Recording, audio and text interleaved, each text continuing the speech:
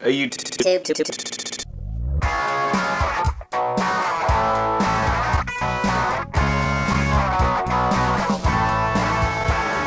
YouTube, this is going to be a review on the Dayan 2 GuHong. Also came with this bag, which is really nice. And this bag is from Take, which is where I got it from. This was $13, which is about a couple dollars more than just a store-bought cube, which is great, because they have free shipping. If you don't know, the Dayan GuHong is just a speed cube. Now that means it's just for being, solid fast. I mean, it's not like a beginner's cube.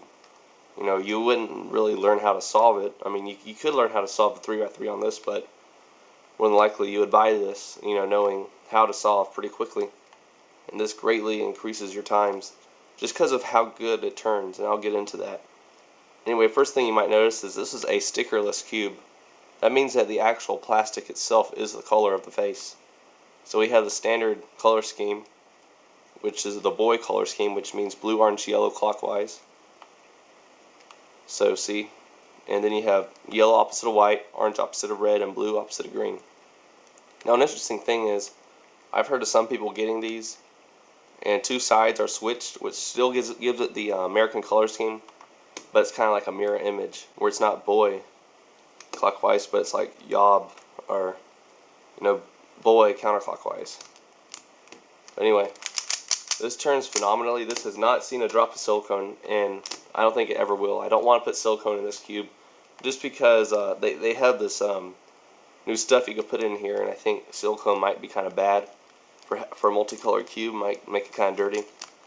So, I mean, I have no really need to make it any faster anytime soon. Anyway, an interesting thing is these are actually individual pieces, so I can show you that. This puzzle is built in such a way that it's really hard to pop. In fact, I haven't popped it yet, and my spring tension is basically the same that it was out of the box, except I turned it counterclockwise 90 degrees, which made it just a tad looser, but enough to make it, a lot faster for me. So I'll just show you the mechanism. So to dismantle it, you have to turn it. Just turn it 45 degrees like you would normally dismantle a 3x3, but you have to separate the corners from the edge like this, and then get in there and then twist it out. It might be kind of feel like you're forcing it, but it's not really hurting it. I mean, I wouldn't want to be responsible if you broke yours, so I'm not, but I mean, I'm comfortable doing it. Anyway, once you get it apart, you see that it's obviously not the same mechanism as a 3x3. It's close, but it's a lot more deeper, which means it's less likely to pop. The pieces are in more. And not only that, these pieces are called torpedoes. Not these pieces, but these extensions right here. That allows it to interlock between this side of the corner and this side and keep from popping. And just if you want to change the color scheme, say to the Japanese color scheme, you can easily do that by just separating these and putting them where they should go. So that's what it looks like without the torpedo. I haven't really tried to solve it without it. I mean, it'll be stupid because it's here, so might as well put it in because they're there to keep it from popping. I'm sure if I put it in, it wouldn't really work too well. But interesting thing is the torpedoes themselves are like a color, and I'm not sure why. Why would they choose a yellow torpedo to be on a green and white? I mean, that's beyond me. But they just have a bunch of random colored torpedoes in here. But it doesn't really matter. You never really see them. And we just put them back together. Put it back together simply.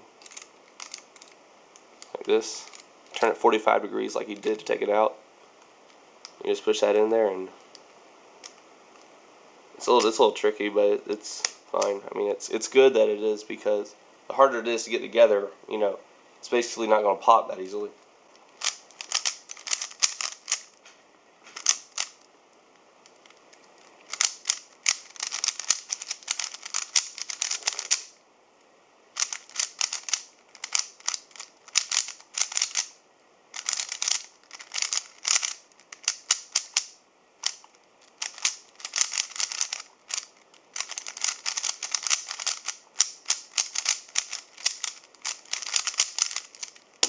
Yeah, that's not that good. I mean, I'm still getting used to this. I've only had this 2 days, but you can kind of see how easy it is to do finger tracks on it.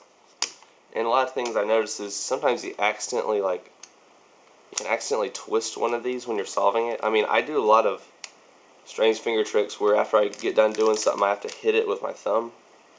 I mean, I've never seen anyone else do that. But I mean, I'd be like that, kind of.